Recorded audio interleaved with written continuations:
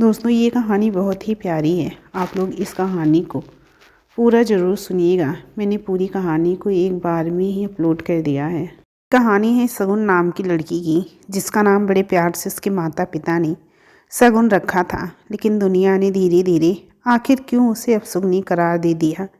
कैसे उसके जीवन में समय करवट लेता है। राजू और सुनैना की शादी हुए 5 साल हो गए। शादी के काफ़ी समय बाद सुनैना की गोद भरी और एक प्यारी सी बेटी ने जन्म लिया। बहुत खुश थे दोनों। आखिर घर में एक प्यारी सी लक्ष्मी जो आई। बड़े प्यार से बेटी का नाम करल रखा गया। बेटी का नाम सगुन रखा गया। सगुन जितनी सुंदर थी उतनी ही चंचल और प्यारी भी। पढ़ाई में भी हमेशा अव्वल आती थी। राजीव सुनैना की ये इकलौती संतान थी। जैसे जैसे सगुन बड़ी हुई उसकी सुंदरता और निखर रही थी। पढ़ने में भी हमेशा अव्वल आती थी और माँ ने घर के सारे काम सिखा दिए थे। राजू हमेशा कहता था कि मेरी बेटी से इतना काम क्यों कराती हो, तो सुनैना सिर्फ एक ही बात कहती थी कि मैं नहीं चाहती कभी मेरी बेटी को दुनिया के आगे हाथ फैलाना पड़े। पर हम इतने सक्षम हैं कि हमारी इकलौती बेटी ताउम्र घर में बैठ कर खा सकती है। राजीव ने एक दिन सुनैना से कहा, मुझे पता है जी, लेकिन आप और मैं हर वक्त तो नहीं होंगे ना उसके साथ, और पता नहीं समय कब करवट लेता है। इसीलिए हम अपनी बेटी को उच्च शिक्षा और सभी काम में निपुण बनाएंगे। अच्छा ठीक है बाबा, जो करना है करो। तुम माँ भी पता नहीं क्या क्या सोचती रहती हो, हंसते हुए राजीव ने कहा। राजीव के एक छोटा भाई राकेश था, जिसकी हर वक्त राजीव के पैसों पर ही नज़र होती थी। उसे लगता था कि भाई साहब की तो एक बेटी है, बेटा नहीं होने के कारण उनकी ज़मीन जायदाद सब उसके दोनों भाइयों को ही मिलनी चाहिए। आखिर वंश को आगे तो उसके दोनों बेटे ही लेकर जाएंगे। इसी सोच से वो राजीव से मीठी मीठी बातें किया करते थे, और राजीव इस गलत फहमी में था कि उसका छोटा भाई उससे बहुत प्यार करता है। राकेश की पत्नी रश्मि भी सुनैना के सामने झूठी हमदर्दी दिखाती थी, पर सुनैना ये सब जानते हुए भी रिश्ते निभाने के लिए चुप रहती थी। इसी तरह राजीव और सुनैना सगुन की परवरिश करते हुए सगुन को ये सीख भी देते चले जाते हैं कि जीवन में चाहे कितनी भी विपरीत परिस्थितियां आ जाए, कभी हार नहीं मानना चाहिए। सगुन पढ़ाई में बहुत अच्छी थी, पर साथ में कथक और कई तरह के नृत्य भी उसे बहुत रुचि रखती थी। और स्कूल से कॉलेज पहुंचते पहुंचते इतनी ट्रॉफियां ले चुकी थी कि उसका कमरा उन ट्रॉफियों से ही सजा हुआ था। गर्व था उसके माता पिता को, जो सगुन जैसी बेटी उनके घर आई। अब सगुन बड़ी हो रही थी और सुंदर और सुशील तो थी ही, तो बहुत रिश्ते घर बैठे ही आने लग गए थे। सगुन के बचपन का दोस्त समीर, जो सगुन को बहुत पसंद करता था, पर यही सोचता था कि जिस दिन वो MBA करके सेटल हो जाएगा, उसके बाद ही सगुन को अपने प्यार का इजहार करेगा। तब तक वो सगुन के लायक भी हो जाएगा। इधर सगुन भी समीर को पसंद तो करती थी, लेकिन वो भी डरती थी कि अगर समीर ने कुछ गलत समझ लिया तो वो एक अच्छे दोस्त से भी हाथ ना धो दे। दोनों ने साथ पढ़ते पढ़ते अपनी ग्रेजुएशन कर ली थी कि समीर का सिलेक्शन विदेश की बड़ी कंपनी में MBA के लिए हो गया था, और समीर अपने दिल की बात बिना सगुन को बताए ही अमेरिका जा रहा था। उसे लगा कि वो आकर सीधा उसके घर वालों से सगुन का हाथ मांगेगा। इधर सगुन के रिश्ते की बात चल रही थी। सगुन को भी लगता था कि समीर को लेकर उसका प्यार एक तरफा ही है। इसीलिए उसने राजीव सुनैना के पूछने पर कि उसे कोई लड़का पसंद है तो बता दे, पर मना कर दिया था उसने। एक दिन राजीव और सुनैना सगुन के लिए लड़का देखने दिल्ली जाते हैं। लड़का उन्हें पसंद भी आ जाता है और वो दिल्ली से वापस लौट रहे होते हैं तो एक ऐसा हादसा होता है कि सगुन की ज़िंदगी की काया ही पलट जाती है। उसके माता पिता की कार एक्सीडेंट हो जाती है और दोनों ऑन स्टॉप ही हमेशा के लिए शांत हो जाते हैं। पुलिस जब दोनों का पार्थिव शरीर लेकर उनके घर पहुंचती है तो सगुन को देखकर आसपास वाले रिश्तेदार और उसके दोस्त सबकी आंखों में आंसू थे। कैसे इतनी प्यारी बच्ची इस हादसे को झेल पाएगी, सबकी जुबान पर यही शब्द थे।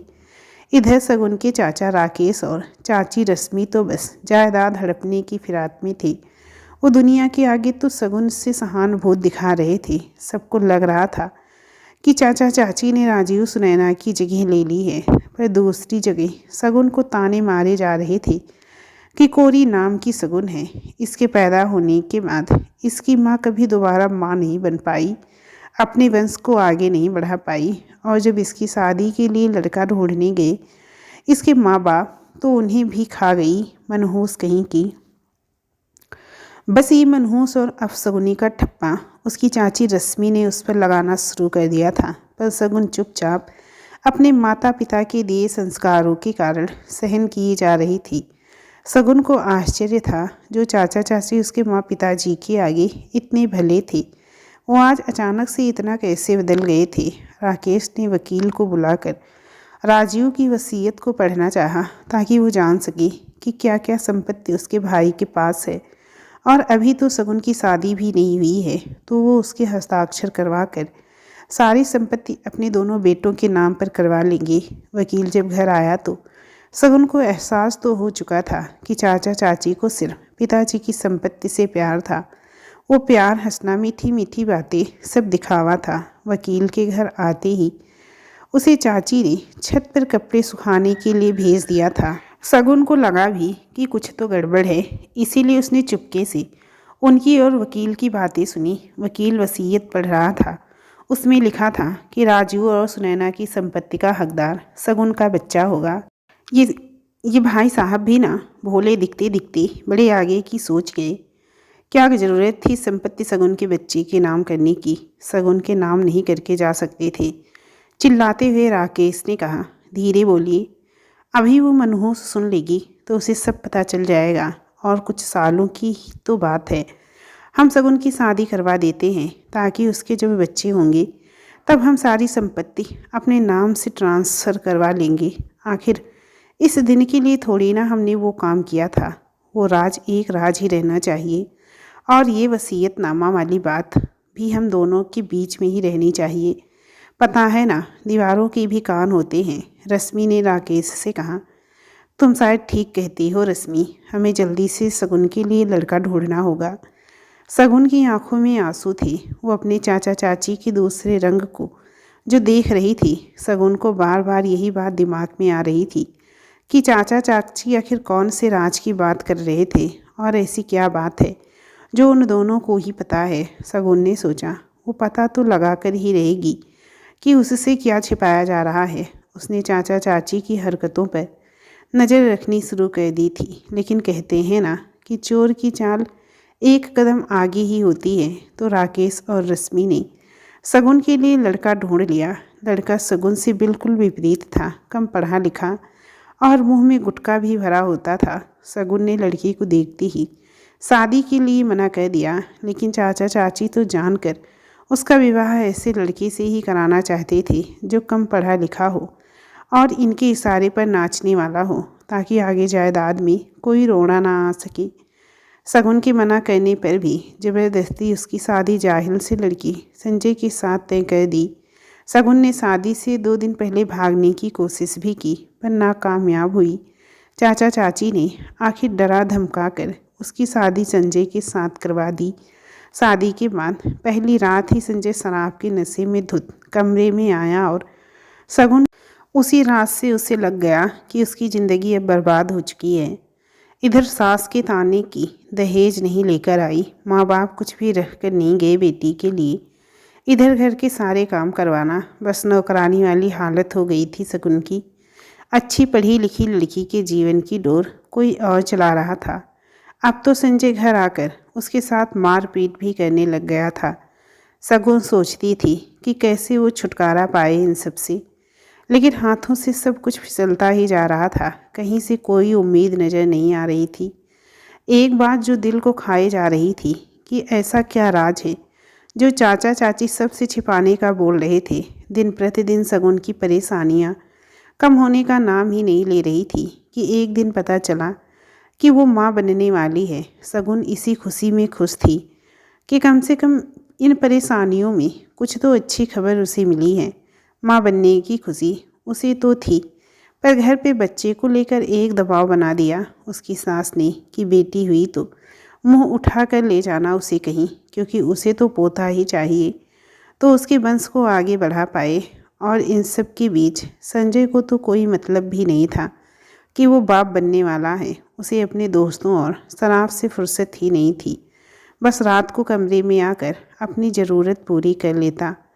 शगुन को लगता था वो मानसिक और यौन हिंसा दोनों का शिकार हो रही है, पर कहे भी तो किसी, कोई उसे सुनने वाला भी तो नहीं था। माँ पिताजी को याद करके रो लिया करती थी। अब बस एक ही आस पर टिकी थी शगुन की उम्मीद, अपने आने वाले बच्चे पर। और उसको पता था बच्चे के आते ही चाचा चाची उसे बुलाएंगे ज़रूर, और वो मौका देखते ही यहाँ से निकलकर कहीं दूर अपने बच्चे को लेकर चली जाएगी। नहीं चाहिए उसे धन दौलत, बस एक अच्छी सुकून भरी ज़िंदगी चाहिए थी। अचानक एक दिन जब वो अस्पताल जाती है अपनी जांच करवाने, तो उसकी नज़र समीर पर पड़ती है। समीर भी उसे दूर से देख लेता है। वो भाग कर शगुन के पास आने वाला होता है। उतने में ही संजय उसे अपने साथ गाड़ी में बैठा कर ले जाता है। चाह कर भी शगुन समीर से बात नहीं कर पाती। समीर विदेश से आते ही शगुन के घर भी गया था। वहाँ उसे पता चलता है कि शगुन के माता पिता अब नहीं रहे इस दुनिया में और शगुन की शादी हो गई है। निराश होकर समीर वहाँ से लौट आता है, लेकिन वो जानना चाहता था कि आखिर ऐसा क्या हुआ जो अंकल आंटी की मौत के बाद 5 महीने में ही शगुन की शादी करवा दी गई। क्योंकि शगुन उन लड़कियों में से नहीं थी जो अपने माता पिता की वर्षी भी ना हुई हो और उससे पहले शादी के लिए हाँ कह दे। और जब वो शगुन के घर गया तो उसकी चाची का व्यवहार भी बदला हुआ था, जिसने समीर के शक को और मजबूत कर दिया। समीर को पता था कि शगुन जैसी लड़की पहले कुछ बनेगी, उसके बाद ही शादी करेगी। फिर ऐसा क्या हुआ कि शगुन ने इतनी जल्दी हाँ कर दी? लगातार समीर यही सोचे जा रहा था। समीर ने शगुन की सहेलियों से भी संपर्क किया, जो कि कॉलेज में साथ में ही पढ़ती थी, समीर के भी, लेकिन किसी को भी शगुन के बारे में नहीं पता था। बस सब यही कह रही थी कि उसके चाचा चाची ने अचानक से उसकी शादी करवा दी। हम में से कोई भी उसके दोस्त शादी में शरीक नहीं हुए। हाँ, कुछ दिन पहले शगुन का फ़ोन मेरे पास आया तो था, लेकिन उसने हेलो करते ही झट से काट दिया था। और मैंने जब वापस उसे फ़ोन किया तो वो नंबर स्विच ऑफ आ रहा था। शगुन की सबसे अच्छी सहेली रानी ने कहा, रानी तुम मेरा एक काम करोगी क्या? लेकिन उससे पहले तुम्हें मुझे कॉफ़ी शॉप पर मिलने आना होगा, वहीं बैठ के आराम से बात करते हैं। समीर ने रानी से फ़ोन पर कहा, ठीक है, मैं कल सुबह 11 बजे कॉफ़ी शॉप पर तुमसे मिलती हूँ। तभी समीर ने वो नंबर भी लिया जिससे शगुन ने रानी को फ़ोन किया था। दरअसल उसे नंबर की लोकेशन चेक करनी थी, शायद उससे पता लग जाए कि शगुन कहाँ रहती है। समीर ने रानी की दिए गए नंबर पर कॉल किया तो संजय ने फ़ोन उठाया। उस दिन शगुन ने संजय से छिपकर रानी को कॉल लगाया था, लेकिन संजय ने उसके हाथ से फ़ोन छीन लिया था। और रानी जब दोबारा कॉल कर रही थी तो संजय ने स्विच ऑफ कर दिया था। समीर संजय के फ़ोन उठाते ही रॉन्ग नंबर बोलकर माफ़ी मांग ली ताकि संजय को शक ना हो। अब समीर ने उस नंबर के जरिए शगुन के रहने की जगह की लोकेशन ट्रैक कर ली थी। उसे पहली सफलता की खुशी हुई। अगले दिन वो कॉफ़ी शॉप पर रानी से मिलने जाता है। समीर कॉफ़ी शॉप पर अपनी और शगुन की दोस्त रानी से मिलता है। दोनों में कॉमन बातचीत होने के बाद समीर रानी से शगुन के बारे में बात करता है। मैंने पता लगा लिया है शगुन का घर कहाँ है, क्या तुम उससे मिलने के लिए जा सकती हो रानी? समीर ने रानी को बेचैन भरे मन से कहा, ऑफ कोर्स, बल्कि मुझे तो खुद कब से शगुन की चिंता हो रही थी। काफ़ी बार उस नंबर पर फ़ोन भी किया, पर पता नहीं कोई जैसे जानकर फ़ोन काट देता है। इसीलिए मैं खुद मजबूर थी कि कैसे शगुन से बात करूं। लेकिन अब तुम्हारे आने से मुझे भी एक उम्मीद जगी है, मैं ज़रूर जाऊंगी, रानी ने समीर से कहा। समीर ने रानी का हाथ पकड़ते हुए धन्यवाद दिया और रानी को शगुन के घर जाने को कहा। समीर जैसे ही उठकर जाने लगा, रानी ने आवाज़ लगाई, सुनो समीर। हाँ रानी, कुछ कहना है तुम्हें? बहुत प्यार करते हो ना शगुन से? रानी ने हल्की सी मुस्कान दिखाते हुए कहा। हाँ रानी, पर मैंने शायद बहुत देर कर दी आने में। सोचा था पढ़ाई पूरी करके जब विदेश से लौट कर आऊँगा तब आते ही शगुन के घर जाकर उसके माता पिता से उसका हाथ मांगने जाऊँगा। और मैं गया भी, लेकिन तब तक पूरी कहानी ही बदल चुकी थी। अब शगुन शादीशुदा है और शायद गर्भवती भी। बस यही जानना है कि वो खुश है या नहीं। उसे मैंने देखा था कल, तब से मन बेचैन हो रहा है कि इतनी खुश और निडर रहने वाली लड़की के चेहरे पर इतनी उदासी क्यों छाई हुई है। समीर का रानी को कहते हुए गला भर आया। खैर छोड़ो, अब हमें बस ये पता लगाना है कि वो खुश है या नहीं। वो खुश होगी तो मैं कभी उसकी लाइफ में इंटरफेयर नहीं करूँगा। एक बात कहूँ समीर, शगुन भी तुमसे बहुत प्यार करती थी, पर वो भी कभी तुम्हारी तरह कह नहीं पाई। रानी ने समीर से कहा। क्या सच में? तुम सच कह रही हो रानी? क्या शगुन मुझे पसंद करती थी? एक पल थोड़ी खुशी समीर के चेहरे पर दिखाई दी, लेकिन फिर उसे याद आया कि शगुन की अब शादी हो गई है तो खुद पर नियंत्रण करने की कोशिश करता है। अच्छा रानी, तुम आज इस पते पर जाओ शगुन से मिलने। कुछ भी बहाना बना लेना अगर उसके ससुराल में कोई पूछे तो, लेकिन आज किसी भी हालत में शगुन से मिलकर ही आना। समीर ने रानी से कहा। ठीक है समीर, मैं अभी निकलती हूँ और वापस तुम्हें कल यहीं पर मिलती हूँ, रानी ने कहा और दोनों वहाँ से निकल जाते हैं। रानी समीर के दिए हुए एड्रेस पर पहुँच जाती है। उसे दिक्कत नहीं होती घर ढूंढने में, क्योंकि शगुन वहीं बालकनी में कपड़े सुखा रही होती है। शगुन ने ये क्या हालत कर रखी है अपनी?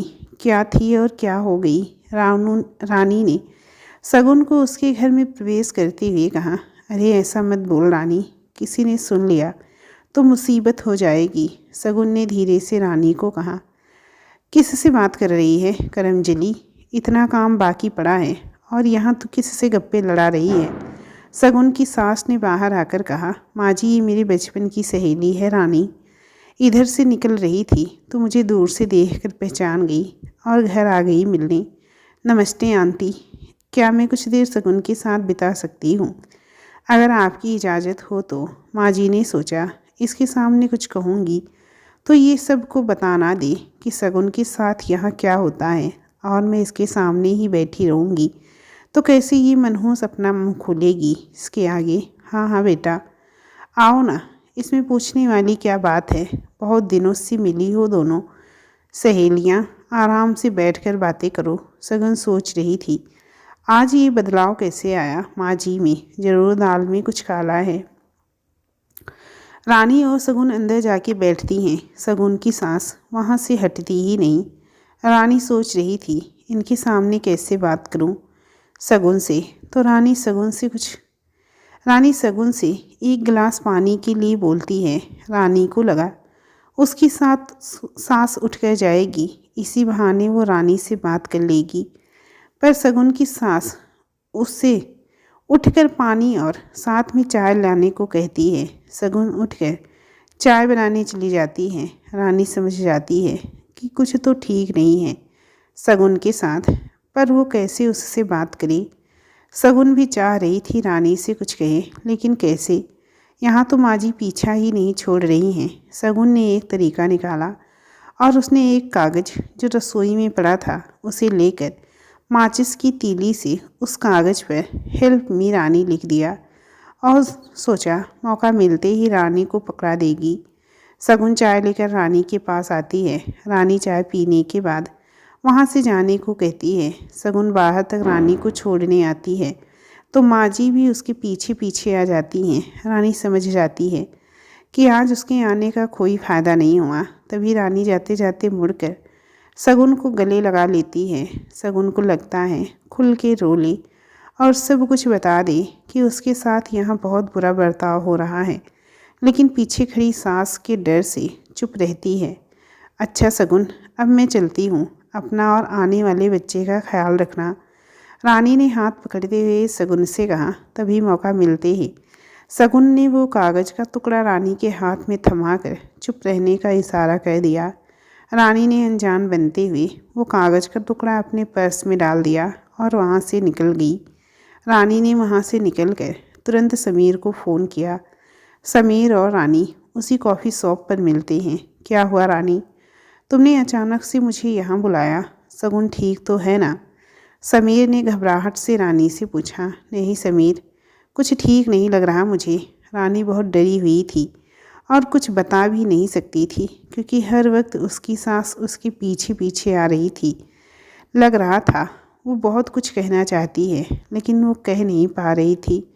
फिर जाते जाते उसने मेरा हाथ पकड़ते हुए मुझे एक कागज़ का टुकड़ा थमा दिया, जिसमें माचिस की तीली से लिखा हुआ था, हेल्प मी। समीर जो बेहिम्तिया प्यार करता था शगुन को, उसकी आंखों में आंसू बह रहे थे। पता नहीं किस मुसीबत में है मेरी शगुन।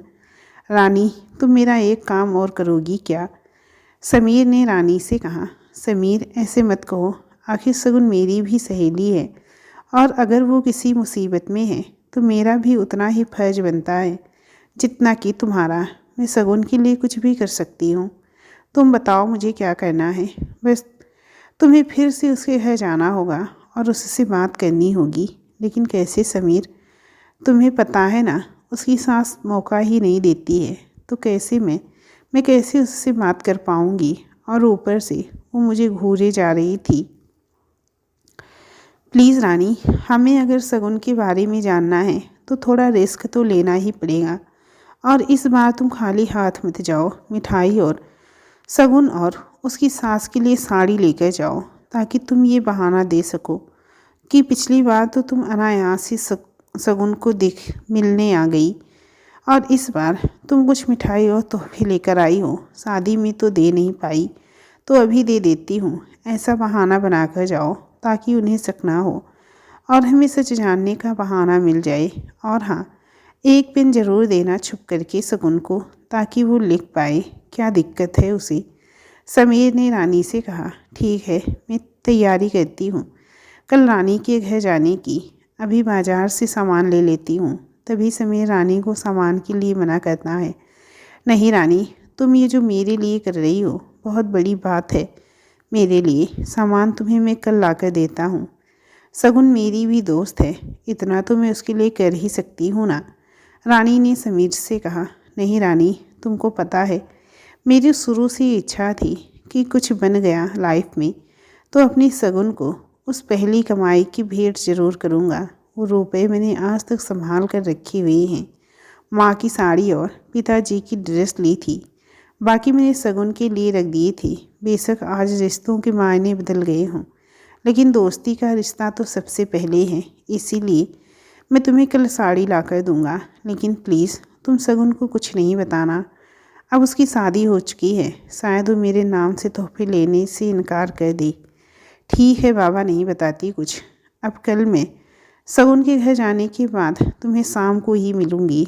सुबह समीर रानी को साड़ी और मिठाई देकर शगुन के घर जाने को कहता है। रानी शगुन के घर जाती है तो संजय की चिल्लाने की आवाज़ बाहर तक सुनाई देती है। रानी एक बार तो घबरा जाती है, पर फिर हिम्मत करके घर के अंदर जाती है। शगुन रानी को देखते ही अपने आंसू छिपाते हुए कहती है, अरे रानी, तू कब आई? कैसे आना हुआ? रानी को देखकर संजय भी झूठा दिखावा करता है और हंसते हुए कहता है, कौन है शगुन ये? इससे पहले तो कभी मिलवाया ही नहीं, ना कभी जिक्र किया। जी मैं रानी हूँ, शगुन की बचपन की सहेली। कल यहाँ से जा रही थी तो शगुन को देखा तो घर आ गई। कल अनजाने में आना हुआ तो लगा खाली हाथ आई, तो सोचा आज कुछ तोहफे लेकर मिलाती हूँ। वैसे भी शगुन ने शादी में बुलाया नहीं, सोचा अभी तोहफा भी दूंगी और शगुन से इस बहाने मिलना भी हो जाएगा।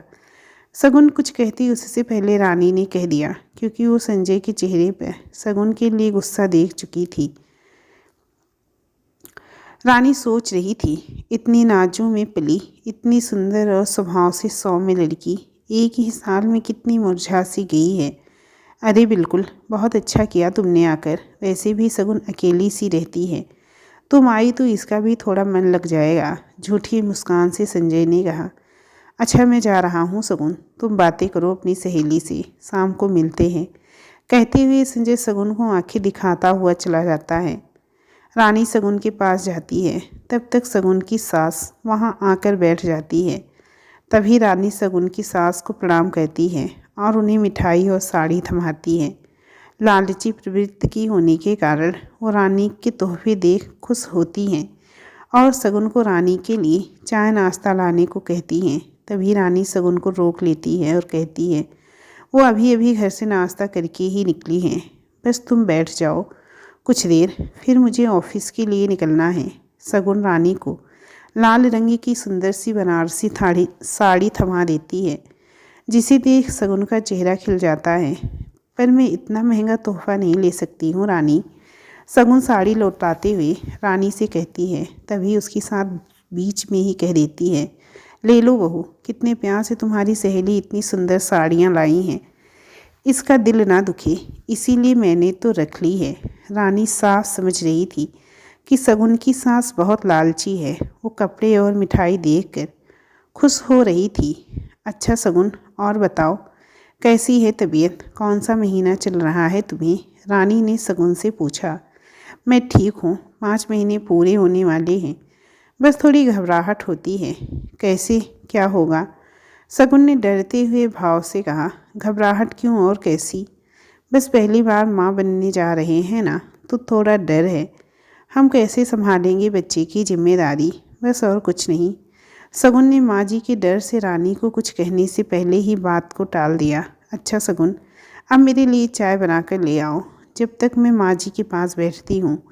रानी ने इशारे से सगुन को नीचे पेन गिराते हुए कहा। सगुन साड़ी में पैर उलझाने के बहाने नीचे झुकती है और पेन उठा लेती है। वहीं रानी ने एक छोटे से कागज़ की पर्ची भी डाली हुई थी, वो भी सगुन उठाकर रसोई में चली जाती है। रसोई में जाते ही सगुन चाय चढ़ाकर सबसे पहले रानी की दी हुई पर्ची खोलती है। उसमें लिखा होता है, सगुन मुझे पता है तुम कोई बहुत बड़ी मुसीबत में हो और मैं और समीर तुम्हारी मदद करना चाहते हैं। समीर के कारण ही मैं तुम्हारे घर तक पहुंच पाई हूं। वो विदेश से आने के बाद तुम्हारे घर गया था और तुम्हारे चाचा चाची ने उसे घर में आने ही नहीं दिया। वहीं से उसे पता लगा कि तुम्हारे मम्मी पापा नहीं रहे और उनके 1 साल होने से पहले ही तुम्हारी शादी कर दी गई है। अब समीर ने ठान लिया है कि पूरी बात का पता लगाकर ही रहेगा। समीर का नाम आते ही सगुन की आंखों में आंसू थे। पहला प्यार जो था और एक हिम्मत भी आ गई थी। उसके दोस्त उसके साथ खड़े हैं और अब वो और अन्याय नहीं सहन करेगी और अपने साथ साथ अपने बच्चे के साथ भी बुरा नहीं होने देगी। सगुन ने रानी के दिए कागज़ के पीछे ही लिख दिया कि मैं यहाँ खुश नहीं हूँ। मेरी सास दिन भर ताने और गालियाँ देती है।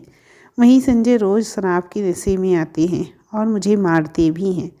उसके बाद मेरी बिना मर्जी के मेरे साथ ज़बरदस्ती भी करते हैं। बाहर जाने की सोचती हूँ तो दोनों में से एक मेरे साथ जाता है ताकि मैं भाग ना सकूं, और ये शादी मेरी बिना मर्जी के ज़बरदस्ती करवाई गई है। चाचा चाची ने अपने स्वार्थ के लिए, मैं शादी से पहले घर से भागी भी थी, लेकिन मेरी कोशिश कामयाब नहीं हुई। फिर मुझे लगा शादी करके चाचा चाची के अत्याचार से मुक्त हो जाऊंगी, तो यहाँ आकर तो मेरी हालत बस से बदतर हो गई है। अब मैं अपने बच्चे को लेकर भी डर गई हूँ। ये लोग बेटा ही चाहते हैं और बेटी हो गई तो पता नहीं उसका और मेरा क्या हाल करेंगे, और मुझे बहुत डर लग रहा है। अभी तो चाचा चाची भी कोई साजिश कर रहे हैं, क्योंकि मम्मी पापा ने अपनी सारी जायदाद मेरे होने वाले बच्चे के नाम करने का वसीयतनामे में लिखा था, जिसके लालच में उन्होंने मेरी शादी एक ऐसे लड़के से करवा दी जो जब चाहे गुस्से में मुझ पर हाथ उठा देता है, कभी गर्म पानी में मेरा हाथ डाल देता है।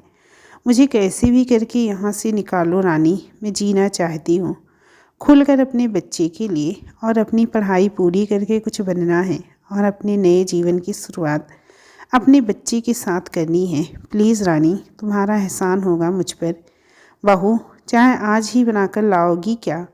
सगुन को आवाज़ लगाते हुए उसकी सास ने कहा। जी माँ जी, बस बना दी है, आती हूँ। सगुन फटाफट चाय छान कर बाहर लेकर जाती है और चाय पकड़ाते हुए रानी को वो कागज़ का टुकड़ा दे देती है। रानी बड़ी होशियारी से वो कागज़ अपने पर्स में डाल देती है। सगुन, मैं चलती हूँ अब। और हाँ, समीर ने वो पेन फ्रिज के ऊपर रखने को कहा है। क्यों कहा है ये तो मुझे भी नहीं पता है, पर तुम याद कर वो काम कर लेना। अच्छा माँ जी, अब मैं चलती हूँ। प्लीज़ साड़ी पहनना ज़रूर। आई होप आपको पसंद आई होगी।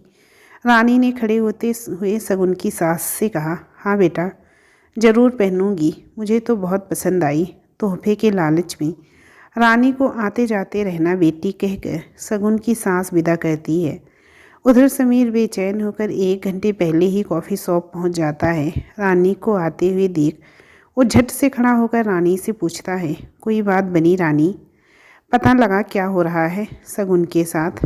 अरे अरे काम डाउन समीर, पहले शांत हो जाओ। मैं तुम्हें कुछ देना चाहती हूँ। सीधा शगुन के घर से यहाँ आई हूँ, इसीलिए मैंने भी नहीं पढ़ा। शगुन ने कुछ लिख कर दिया है वो। क्या? तो जल्दी दो ना रानी। रानी समीर के हाथ में शगुन का दिया हुआ कागज़ थमा देती है। पढ़ते पढ़ते समीर की आंखों में आंसू आ रहे होते हैं। क्या हुआ समीर? क्या लिखा है शगुन ने? कुछ बताओगे मुझे भी? समीर वो कागज़ रानी को पकड़ा देता है पढ़ने के लिए, और वो पढ़ते ही रानी भी अपने आंसुओं को रोक नहीं पाती। रानी, तुमने वो पुन शगुन को किसी ऐसी जगह रखने को कहा है जिससे उसके घर का कोना कोना देखा जा सके? समीर ने रानी को पूछा। हाँ समीर, शगुन के किचन के बाहर फ्रिज रखा हुआ है, इसीलिए मैंने उसे वो पेन फ्रिज पर रखने को कहा था। पर तुमने ऐसा करने को क्यों कहा? इसीलिए कि मैंने पेन नहीं, पेन कैमरा भेजा था, जिससे शगुन के घर में उसके साथ जो हो रहा है वो रिकॉर्ड हो जाएगा, और तुम वो पेन वापस ले लेना ताकि हम देख सकें वो लोग उसके साथ कैसा व्यवहार करते हैं, और सबूत भी हो जाएगा हमारे पास में। यही सोच कर तुम्हें पेन देकर भेजा था, पर हमें शगुन ने खुद ही बता दिया कि वो खुश नहीं है वहाँ पर। चिंता के भाव समीर के चेहरे पर साफ दिखाई दे रहे थे। ठीक है समीर, मैं 1-2 दिन में फिर से जाकर वो पेन लेकर आ जाऊंगी, ताकि हम और कुछ सबूत इकट्ठा कर लेते हैं उसके ससुराल वालों के खिलाफ। कहते हुए रानी समीर को तसल्ली देती है। इधर 2 दिन तक शगुन को रानी के आने का इंतज़ार रहता है। वो भी उस कैद खाने से आज़ाद होना चाहती थी, पर अपने बच्चे को लेकर कहीं दूर चले जाना है, यही सोचती रहती थी। अब समीर रानी को स्पाई कैमरा देकर भेजता है शगुन के घर, ताकि पेन कैमरा लाने के बाद वो वहाँ रखाए, ताकि उसके साथ वहाँ कुछ बुरा हो उससे पहले वो पहुँच जाए। मोबाइल में देखकर रानी शगुन के घर जाकर मौका देखकर ही स्पाई कैमरा शगुन को दे देती है, और किसी ऐसी जगह पर लगाई ताकि तुम्हारे ससुराल वालों की हरकतों पर नज़र रखी जा सके, और उनसे पीछा छुड़ाने के लिए तुम्हारे पास सबूत भी इकट्ठा हो सके। रानी शगुन के घर जाकर मौका देखते ही स्पाई कैमरा शगुन को दे देती है, और किसी ऐसी जगह पर लगाए ताकि तुम्हारे ससुराल वालों की हरकतों पर नज़र रखी जा सके, और उनसे पीछा छुड़ाने के लिए तुम्हारे पास सबूत भी इकट्ठा हो सके, और हम तुम्हें यहाँ से ले जाने की हमारी कोशिश में कामयाब हो सके। हम तुम्हारा एहसान कभी नहीं भूलेंगे रानी। रानी शगुन को पेन देते हुए धन्यवाद देती है। तभी रानी शगुन का हाथ थामती है, और शगुन की कराह निकलती है। क्या हुआ शगुन? रानी को शगुन के हाथ में लाल निशान दिखते हैं जलने की। नहीं, कुछ नहीं, ऐसे ही खाना बनाते हुए जल गया था हाथ। शगुन अपनी सास को आता देख बहाना बनाकर झूठ बोल देती है। रानी वहाँ से चली जाती है, और शगुन मौका देखते ही कैमरे को भगवान की तस्वीर में लगा देती है। रानी जब समीर को पेन कैमरा देती है तो समीर उसमें हुए शगुन के घर पर हो रही दिनचर्या को देखता है। समीर हैरान हो जाता है, आखिर कोई कैसे इतना सहन कर सकता है, वो भी शगुन जैसी लड़की जो पढ़ी लिखी है, और कभी कॉलेज में कई लड़कियों की प्रेरणा होती थी। समीर की आंखों से आंसू आ रहे थे। उसने देखा कि उसकी शगुन संजय के घर आने पर चाय लेकर आई तो संजय ने कहा कि चाय तो ठंडी हो चुकी है। इस पर वो कप के अंदर शगुन का हाथ डाल देता है, और शगुन की चिल्लाहट सुनने वाला वहाँ कोई नहीं है। ऊपर से सांस ताने दे रही थी कि माँ बाप ने मरने से पहले बेटी के लिए कुछ नहीं सोचा। मनहूस खा गई मेरे घर को।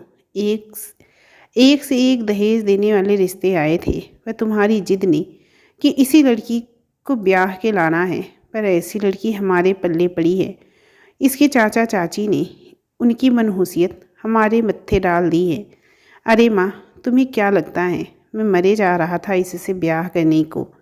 मुझे तो इसका गुरूर तोड़ना था। इसकी हिम्मत कैसे हुई मुझे मना करने की? शादी से पहले भाग रही थी ये। इसके चाचा ने मुझे सब बता दिया था। इसीलिए तो तब से लेकर आज तक इसके ऊपर नज़र रखना हूँ कि जो लड़की भाग सकती है ब्याह पहले, तो अभी भी भाग ना जाए। बहुत जानता हूँ ऐसी लड़कियों को, बहुत यार होते हैं इन जैसी लड़कियों की। खबरदार जो मेरे चरित्र पर सवाल किया तो। वरना, शगुन ने चिल्लाते हुए संजय से कहा। वरना वरना क्या कर लेगी तू? देख रहा हूँ बहुत जुबान निकलने लगी है आजकल। जब से इसकी वो सहेली का आना जाना लगा है ना घर पर, तब से देख रहा हूँ इस मनहूस के पैर निकलने लग गए हैं। काटने पड़ेंगे। और ज़्यादा उड़ने की कोशिश की तो इसने। कहते हुए संजय कमरे में चला जाता है और शगुन अपने जले हाथों से घर का काम कर रही होती है। ये सब देखकर समीर खुद को रोक नहीं पाता है। रानी उसे समझाती है कि बस थोड़े दिन की बात है। एक बार रानी वहाँ से निकल जाएगी तो सब ठीक हो जाएगा। अब तक वो अकेली थी, पर अब हम उसके साथ हैं। उसके साथ कुछ गलत नहीं होने देंगे। रानी समीर को संतावना देते हुए कहती है, पर वो खुद को भी नहीं रोक पाती है।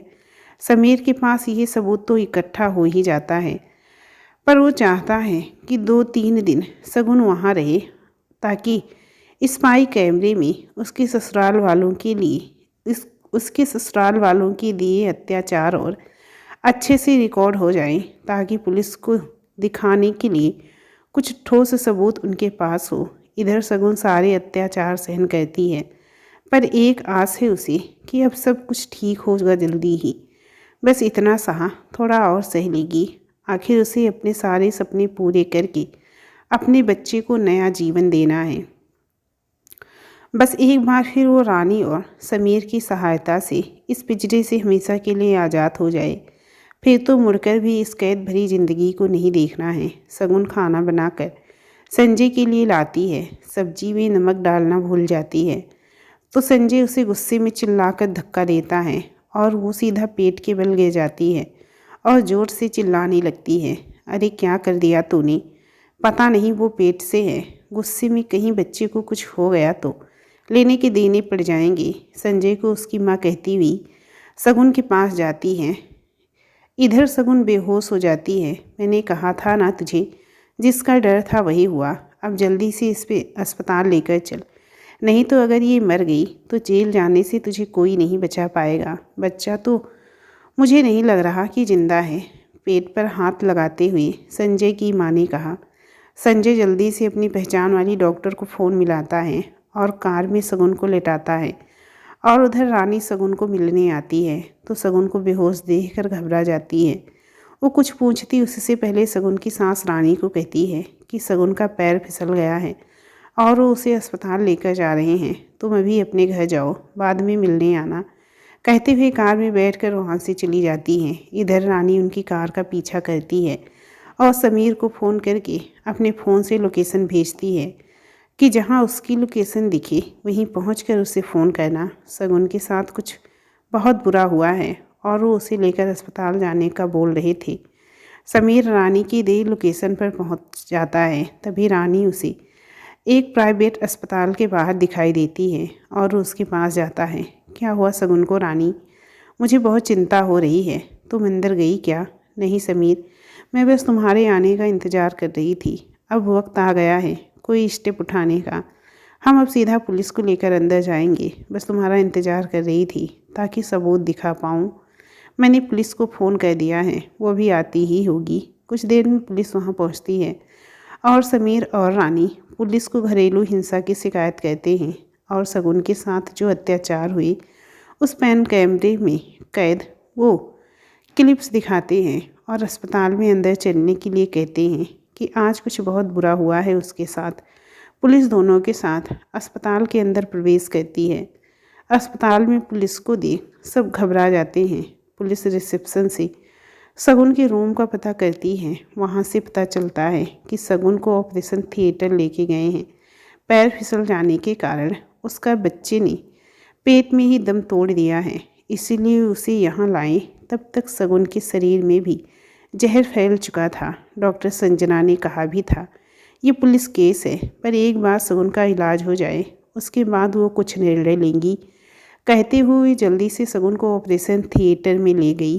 पुलिस ने उस लड़की के बयान को भी दर्ज कर लिया और ऑपरेशन थिएटर की तरफ चली जाती है। इधर समीर का रो रो कर बुरा हाल है। रानी, बच तो जाएगी ना मेरी सगुन, बस यही शब्द उसके मुंह से निकल रहे थे। रानी और समीर पुलिस के पीछे पीछे ऑपरेशन थिएटर तक जाते हैं। सगुन की सास और पति वहां बैठा हुआ रहता है। समीर को उनको देखते ही गुस्सा आता है, पर रानी उसे उसके गुस्से को काबू में करने के लिए कहती है। इधर पुलिस को देखते ही सगुन की सास और संजय घबरा जाते हैं और पुलिस के कुछ कहने से पहले ही सफाई देने लगते हैं कि हम आपको फ़ोन करके बताना ही चाह रहे थे, जब डॉक्टर साहिबा ने कहा कि ये पुलिस केस है, पर हमने सोचा कि पहले सगुन का इलाज हो जाए, उसके बाद हम खुद आपको फ़ोन करके बता देंगे।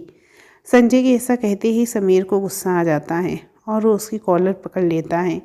इतने में पुलिस समीर को संजय से अलग करती है और कहती है कि पुलिस को उसका काम करने दो। पुलिस संजय से सगुन के साथ हुई दुर्घटना के बारे में पूछती है। तभी संजय की मां बीच में ही बोल देती है कि पैर फिसल गया साहब जी। चुप रहे माँ जी आप, जब आपसे पूछा जाए तब जवाब देना आप, अभी मुझे इनसे बात करनी है, पुलिस ने डांटते हुए कहा। तो सच सच बताओ, क्या हुआ था सगुन के साथ जिससे उसे अपने बच्चे से हाथ धोना पड़ा? पुलिस ने धमकाते हुए संजय से पूछा।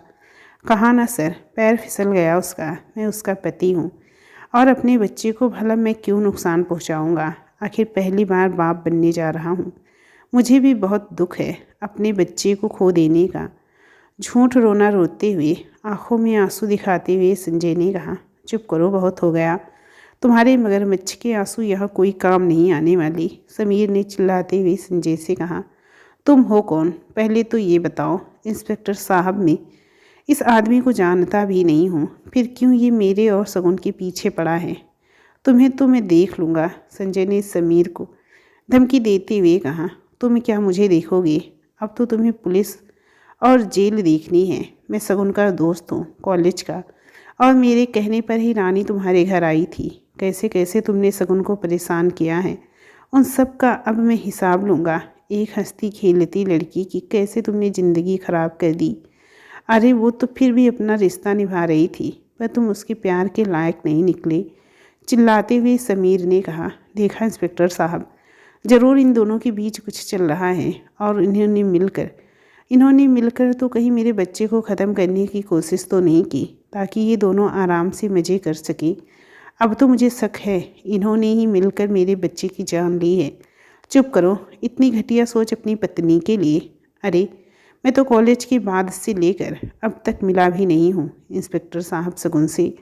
थोड़े दिन पहले ही तो विदेश से आया, वहाँ से आने पर पता लगा उसकी शादी हो गई, तो मिलने के लिए उसके घर गया। वहाँ जाने पर पता चला उसकी मम्मी पापा का देहांत हो चुका है और उस बीच ही उसकी शादी करवा दी गई। तो लगा इतनी जल्दी सब कैसे हो गया। फिर मैंने रानी से फ़ोन करके पूछा तो रानी को भी सगुन की कोई खबर नहीं थी। तो थोड़ी अजीब लगी कि रानी सगुन की सबसे अच्छी दोस्त थी और उसे ही नहीं पता कुछ उसके बारे में।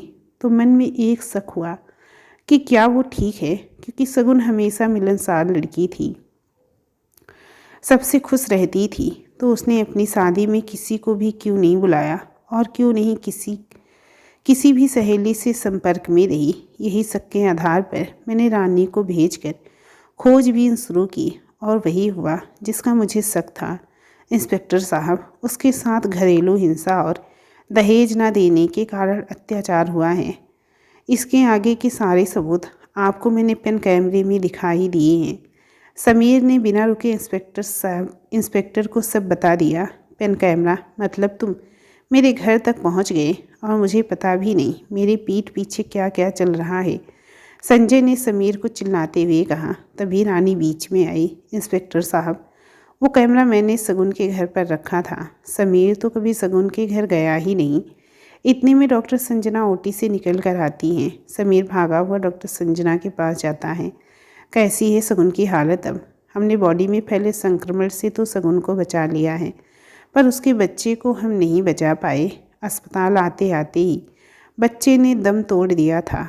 अब आप सबसे गुजारिश है, शगुन की मानसिक हालत बहुत ख़राब है। उसने अभी अभी अपने बच्चे को खोया है। एक माँ के लिए उसके बच्चे को खो देना दुनिया का सबसे बड़ा सदमा है। इसीलिए उसके सामने ऐसी कोई बात नहीं करी जिससे वो डिप्रेशन में चली जाए। ज़्यादा से ज़्यादा उससे खुश रखने की कोशिश करना। और हाँ, एक एक करके मिलने जा सकते हो, अब वो खतरे से बाहर है, डॉक्टर ने समीर से कहा। सॉरी डॉक्टर साहब, मुझे भी पहले लगा था आपको सूचित करूं, लेकिन शगुन की हालत देखकर पहले मैंने अपने डॉक्टर होने का फ़र्ज निभाया, इसीलिए माफ़ी चाहूँगी। डॉक्टर संजना ने इंस्पेक्टर से कहा। अरे नहीं, आपको माफ़ी मांगने की कोई ज़रूरत नहीं है। आपने इंसानियत का फ़र्ज पहले निभाया और मुझे खुशी है आप जैसी डॉक्टर पर जो अपने कार्य के प्रति ईमानदार हैं। अब मुझे आपका बयान लेना है, इंस्पेक्टर ने डॉक्टर संजना से कहा। जी ज़रूर, मैं आपको कुछ बताना चाहती हूँ, संजना ने इंस्पेक्टर से कहा। संजय ने सोचा आज तो वो फंसने वाला है। इससे पहले कि शगुन इन्हें कुछ बताए, मैं इससे मिलकर उसे अपनी तरफ कर लेता हूँ और शगुन से मिलने के लिए इंस्पेक्टर से इजाज़त मांगता है। इंस्पेक्टर हाँ कहते हैं। उससे पहले समीर बीच में टोक देता है। सर, मुझे इस आदमी पर रत्ती भर भरोसा नहीं है। बेहतर होगा कि आप भी साथ में जाएं या अपने किसी बंदे को इसके साथ अंदर भेजें। इंस्पेक्टर को भी लगा समीर ठीक कह रहा है। वो खुद संजय के साथ शगुन से मिलने जाते हैं। शगुन, अब हमारा बच्चा इस दुनिया में नहीं रहा। हमारे प्यार को शायद किसी की नज़र लग गई। संजय इंस्पेक्टर को साथ देखकर ड्रामा करता हुआ शगुन के पास जाता है और उसे गले लगाते हुए धीरे से कहता है, खबरदार जो सच बताया तो, वरना वो हाल करूँगा कि कभी सोच भी नहीं सकती हो। कहते हुए फिर झूठी हमदर्दी निखारना शुरू कर देता है। शगुन दूसरी तरफ मुँह करके चुपचाप लेट जाती है। देखा इंस्पेक्टर साहब, शगुन अभी इसी दर्द से निकल भी नहीं पा रही है और हम उसे आराम करने देते हैं। आप बाद में आना, अभी शगुन को आराम की सख्त ज़रूरत है। और आपको कहा ना, पैर फिसलने से ये हादसा हुआ। अगर कुछ और बात होती तो शगुन आपको बताती ज़रूर। अच्छा शगुन, अपना ख्याल रखना, कोई ज़रूरत हो तो हम बाहर हैं, बुला लेना। झूठे ही शगुन का हाथ पकड़कर संजय ने पुलिस के सामने ये दिखावा कि उसे शगुन की बहुत परवाह है। उधर पुलिस और संजय बाहर आते हैं। तभी डॉक्टर संजना इंस्पेक्टर को अपना बयान लेने के लिए कहती हैं। माफ़ करना इंस्पेक्टर साहब, मुझे आधे घंटे बाद फिर ओटी में जाना होगा, इसीलिए आपको जो पूछना है अभी पूछ लीजिए। अच्छा, जितना मुझे पता है मैं खुद आपको बताती हूँ, संजना ने पुलिस से कहा। जब शगुन को यहाँ लाया गया, वो बेहोशी की हालत में थी और बहुत क्रिटिकल कंडीशन में थी और काफ़ी ब्लीडिंग भी हो चुकी थी। इसीलिए तुरंत हम उसे ऑपरेशन थिएटर ले गए। उसके बाद मैंने ऑपरेशन से शगुन को तो बचा लिया, पर उसका बच्चा मरा हुआ था। लेकिन शगुन के शरीर पर कई चोट के निशान भी थे, जिससे ये लगता है कि उसके साथ मारपीट होती है। उसके साथ ज़बरदस्ती भी हुई है। उसके निशान भी उसके शरीर पर पाए गए हैं। इसीलिए मैं आपको तुरंत ऑपरेशन थिएटर से निकलते हुए ये बताना चाहती थी।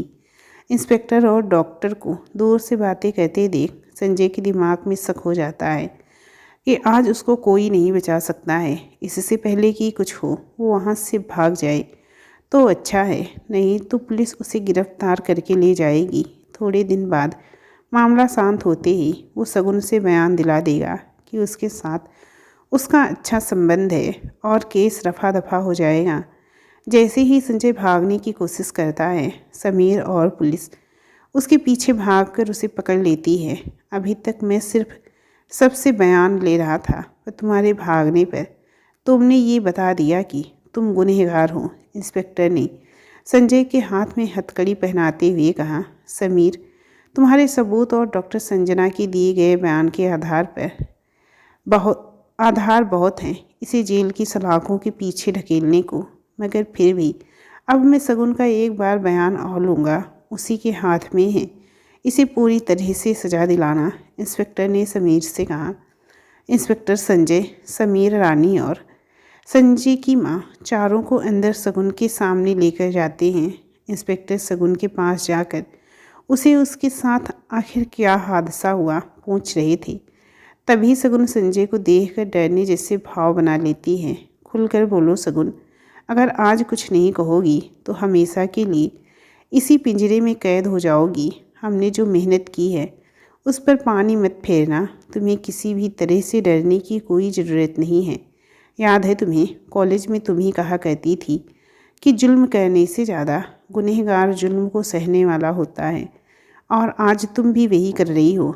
अगर अपनी नहीं तो उस मासूम बच्चे के लिए लड़ना और उसे इंसाफ दिलाना जो दुनिया में आना चाहता था, और उससे पहले उसने अपनी माँ को और एक माँ ने अपने बच्चे को खो दिया। ये सुनते ही शगुन को हिम्मत मिलती है और वो ज़ोर से चिल्लाकर कहती है, इंस्पेक्टर साहब, ले जाइए इसे।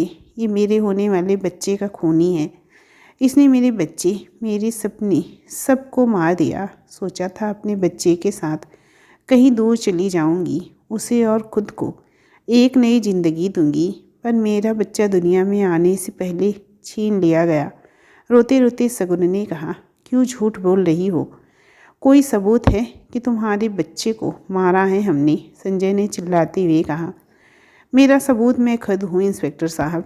आज तक मैंने इस आदमी की सारी गलतियों को माफ़ किया, बस इसीलिए कि ये मेरे होने वाले बच्चे का पिता था, और मुझे लगा शायद बच्चे के आने से हमारे रिश्ते में बदलाव आ जाएगा। पर ये आदमी कभी नहीं सुधरा।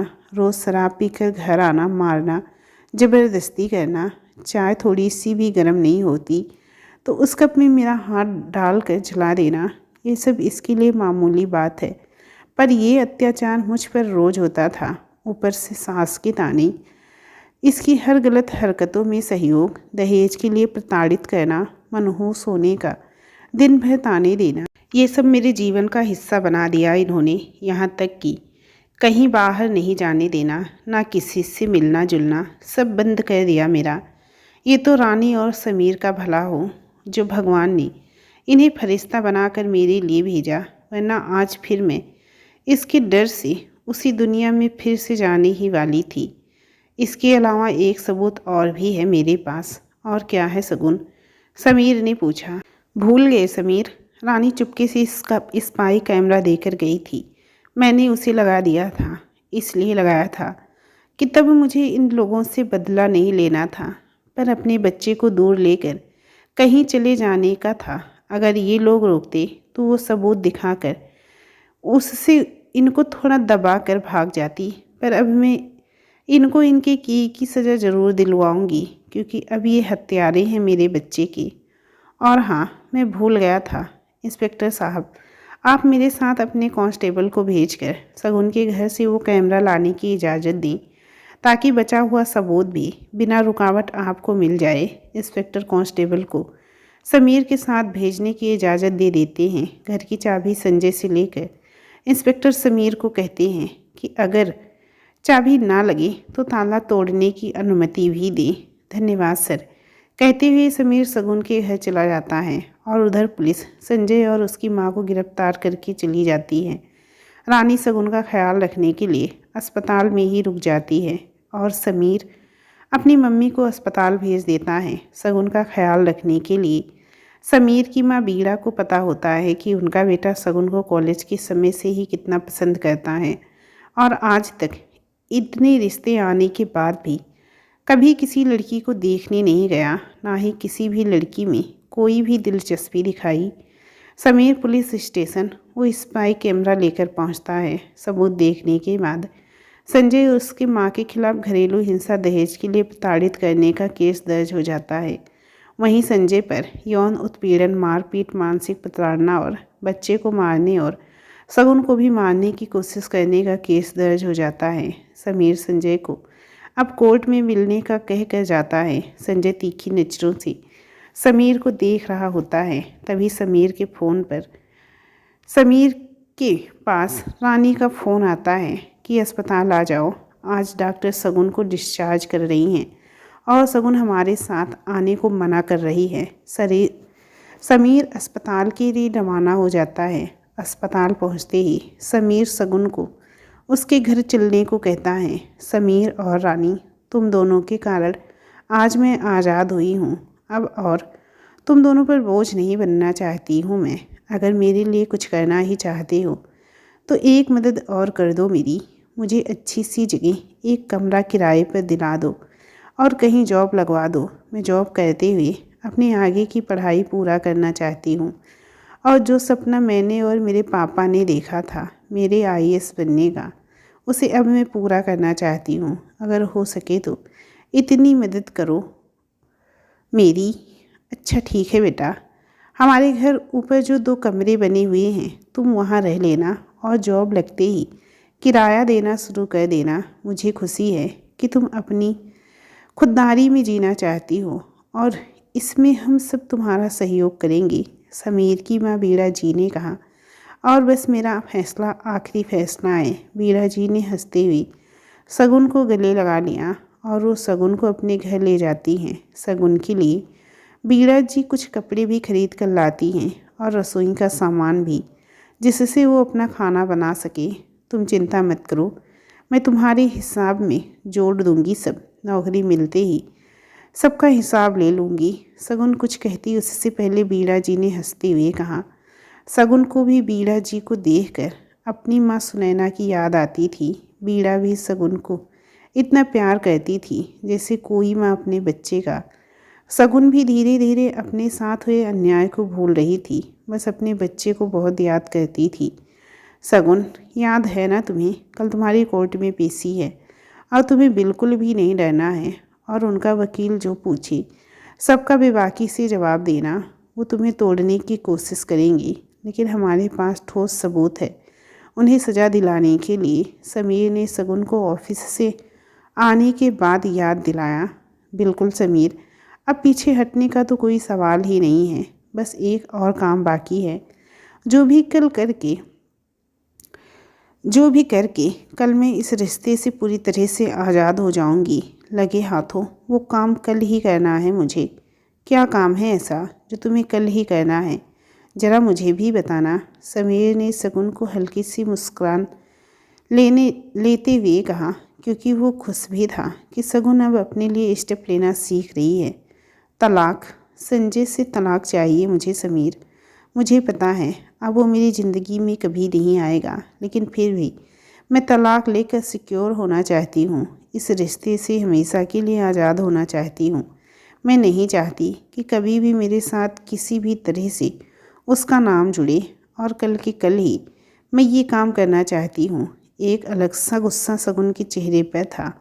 तभी समीर उसे पानी लाकर देता है। शांत हो जाओ शगुन, तुम जो चाहोगी वही होगा। अभी तुम आराम करो। और हाँ, मैंने तुम्हारे लिए अपने बॉस से बात कर ली है। तुम्हारी क्वालिफ़िकेशन देखकर वो बहुत खुश हुए और तुम सोमवार से ऑफिस ज्वाइन कर सकती हो। क्या सच में समीर? शगुन खुशी से झूम उठी और समीर उसे बस देखे जा रहा था। काफ़ी दिनों से पहली बार शगुन के चेहरे पर मुस्कान जो थी। अगली सुबह नई उम्मीद और नई रोशनी की सुबह थी। शगुन ने कोर्ट में वो सारे सबूत जो उसके पति और सास के खिलाफ थे वो पेश किए, साथ ही अपने बच्चे को खो देने की मेडिकल रिपोर्ट भी। सारे सबूत संजय और उसकी मां को सज़ा दिलाने के लिए पर्याप्त थी। इसीलिए कोर्ट में शगुन की सास को 2 साल की सज़ा और संजय को यौन दुर्व्यवहार, बच्चे और उसकी मां की हत्या की कोशिश के जुर्म में 7 साल की सज़ा सुनाई। जज साहब, मैं एक और बात रखना चाहती हूँ सबके सामने। मुझे इस आदमी से तलाक भी चाहिए। शगुन ने कोर्ट में जज साहब और अपने वकील के सामने ये भी अपील रख दी। क्योंकि संजय पर शगुन के खिलाफ गुस्सा था तो उसने भी एक पल की देरी किए बिना कागज़ पर हस्ताक्षर कर दिए। जज साहब ने संजय को शगुन को तलाक के बाद देने वाली राशि देने का आदेश भी दे दिया। आज शगुन को आज़ादी का अनुभव हो रहा था। रानी और समीर उसके साथ ही थे। उन दोनों को उसकी ज़िंदगी में आए बदलाव के लिए धन्यवाद देती है। आज कॉफ़ी मेरी तरफ से। शगुन ने समीर और रानी को बड़ी खुशी जाहिर करते हुए कहा। हाँ हाँ, क्यों नहीं। अब तो वैसे भी तुम्हें डबल पार्टी देनी है। अपनी आज़ादी के साथ साथ नौकरी मिलने की भी। तो सिर्फ कॉफ़ी से काम नहीं चलेगा, हंसते हुए रानी ने कहा, अच्छा ठीक है, पहली सैलरी मिलते ही पक्का बाहर खाना खाएंगे। आज तो सिर्फ कॉफ़ी से ही काम चलाना पड़ेगा। खुशी से झूमते हुए सगुन ने कहा। समीर तो वह जैसे सगुन को ही देख ही जा रहा था। तो चलें अब, सगुन ने दोनों को कहा और तीनों कॉफ़ी पीने चले जाते हैं। कॉफ़ी पीने के बाद समीर सगुन को घर छोड़कर रानी को उसके घर छोड़ने के लिए निकल जाता है। अब तो कह दो सगुन अपने दिल की बात, या बस उसे देखते ही रहना है। जैसे कॉफ़ी शॉप में घूर रहे थे। हर थोड़ी देर में रानी ने समीर को हंसते हुए कहा, रानी की बच्ची कितना ध्यान देती हो तुम, समीर ने हंसते हुए कहा। पर अभी नहीं रानी, अभी उसे लगेगा मैं उस पर कोई हमदर्दी दिखा रहा हूँ या तरस खा रहा हूँ। उसे सबसे पहले उसका खोया हुआ आत्मविश्वास वापस लाने दो और अपने सपने पूरे करने दो। जो उम्मीद और जज्बा उसमें जगह है, वो जज्बा कायम रहने दो, ताकि फिर किसी मोड़ पर वो किसी भी तरह खुद को अकेला या कमज़ोर ना समझे। हर बार किस्मत मौका नहीं देती है। अब उसने अपने अस्तित्व को एक पहचान देनी होगी। और शादी का क्या, मैं तो सगुन के लिए उसका ताउम्र इंतज़ार करने को तैयार हूँ। वो अब हमारे साथ है, वो सबसे ज़्यादा मायने रखता है रानी। मुझे कोई जल्दी नहीं है सगुन से शादी की बात करने के लिए। अब बस मुझे सगुन को उस ऊंचाई पर देखना है जिसके सपने वो शुरू से देखती थी। बातें करते करते कब रानी का घर आ गया पता ही नहीं चला। अच्छा समीर, मिलते हैं फिर। और मुझे खुशी है कि तुम जैसा हम सफ़र सगुन को मिला, जिसने बिना किसी स्वार्थ के उसे बेपनाह प्यार किया है। काश सब लड़कियों को तुम्हारे जैसा जीवन साथी मिले। कहते हुए रानी चली जाती है। समीर ऑफिस के लिए निकल जाता है। शाम को जब घर लौट कर आता है तो घर में बहुत अच्छे अच्छे पकवान बने हुए होते हैं। खाना देखते हुए समीर टूट पड़ता है खाने पर, जैसे कई दिनों से आज उसने जी भर कर खाना खाया हो। क्या बात है माँ, आज सब मेरी पसंद का खाना बनाया है आपने, आज कुछ स्पेशल है क्या? कहते हुए समीर फिर से खाना खाने लग जाता है। बेटा, आज का खाना मैंने नहीं सगुन ने बनाया है हमारे लिए, उसी ने ये सब बनाकर भेजा है। सगुन ने? उसे कैसे पता मुझे खाने में ये सब पसंद है माँ? समीर अभिचिंतित होते हुए बीड़ा जी से पूछता है। अरे बेटा, वही तो मुझे भी खाना देखते हुए पहले ये लगा था कि तुम्हें जो पसंद है वही सब सगुन को कैसे पता। फिर एक औरत के अंतर मन को पढ़ा तो लगा कि जिसे हम सबसे ज़्यादा प्रेम करते हैं उसकी पसंद और नापसंद सबका ख्याल होता है हमें। और सगुन तुम्हें बहुत प्रेम करती है समीर, बस वो शायद अभी ये जानती नहीं। मैं तो उस दिन की प्रतीक्षा में हूँ जिस दिन तू उसे मेरे घर की बहू बनाकर लाएगा। सच माँ, आपको लगता है सगुन के मन में मेरे लिए कुछ भावनाएं हैं? और अगर हैं तो भी अभी जब तक वो अपने पैरों पर खड़ी नहीं हो जाती है मैं उसे कभी शादी का प्रस्ताव नहीं रखूँगा। वरना उसे लगेगा कि मैं भी उन मर्दों में से हूँ जो उसकी मजबूरी का फ़ायदा उठा रहे हैं। तुम शायद सही कह रहे हो। अभी उसे वक्त दो संभलने और अपने लिए कुछ कर गुजरने को। धीरे धीरे वक्त के साथ वो सब जख्म भूल जाएगी जो ज़िंदगी से उसे मिले हैं। और ये सब पूरी तरह भूल जाने पर ही वो कोई रिश्ता निभा पाएगी। चलो अब सो जाओ, सुबह ऑफिस भी तो जाना है। अरे माँ, कल संडे है, शायद आप बूढ़ी हो रही हैं, वीणा जी को छेड़ते हुए समीर ने कहा। अच्छा, तो फिर क्यों ना हम कोई मूवी देखें, वीणा जी ने समीर से कहा। नहीं माँ, मेरी हिम्मत नहीं है, फिर से हम आपकी हैं कौन देखने की, समीर ने वीणा जी से कहा। कोई बात नहीं, तुम मत देखो, मैं सगुन को बुला लेती हूँ, वो मेरे साथ देख लेगी। कहते हुए वीणा जी सगुन को आवाज़ लगाती हैं। सगुन वीणा जी की आवाज़ सुन नीचे आती है। जी आंटी, बुलाया आपने, कोई काम था क्या? हाँ बेटा, सबसे पहले तो धन्यवाद इतना स्वादिष्ट खाना खिलाने के लिए। अब सोच रही हूँ परसों से तुम भी ऑफिस चली जाओगी और तुम दोनों के पास मेरे लिए फिर टाइम कहाँ होगा। तो कल संडे है, आज मेरे साथ फिल्म देखोगी? बिल्कुल आंटी, ये भी कोई पूछने की बात है? नहीं सगुन, हाँ मत कहो, तुम्हें नहीं पता वह कौन सी फिल्म देखेंगी। फिल्म का नाम आते ही ले दे के इन्हें सिर्फ एक ही मूवी देखनी होती है। हम आपके हैं कौन, मैं तो थक गया हूँ वो फिल्म देखते देखते। अरे आंटी, वो फिल्म तो मैं आपके साथ ज़रूर देखूँगी, मेरी भी वो पसंदीदा फिल्मों में से एक है।